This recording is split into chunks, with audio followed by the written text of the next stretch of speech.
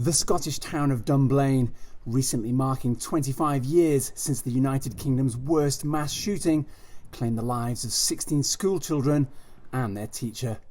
One of the very first features I wrote as a student journalist was about gun control in the immediate aftermath of Dunblane. I remember the shock because mass shootings were such an unusual event in the UK. I didn't know anybody that used guns or even owned one. And now I live in the US, where there are shootings every day.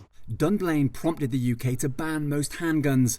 Today it has some of the most stringent gun laws in the world, as well as one of the lowest firearm death rates.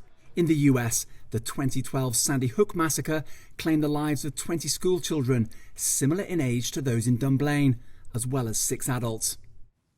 These tragedies must end.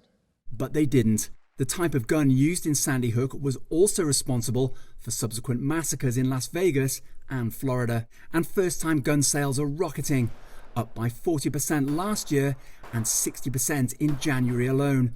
The AR-15 style semi-automatic used in those massacres is the top-selling rifle.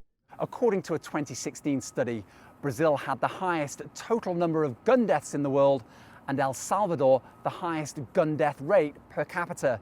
But the US is an outlier because it has high numbers of gun deaths and more firearms in civilian hands than anywhere else.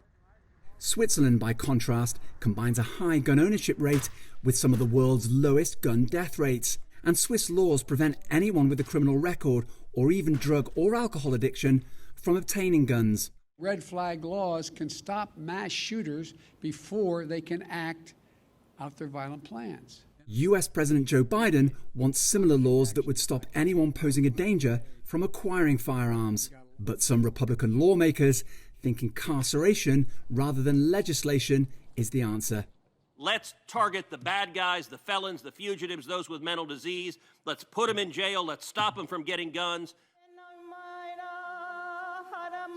As the argument continues in the US, some countries continue to use legislation for gun control.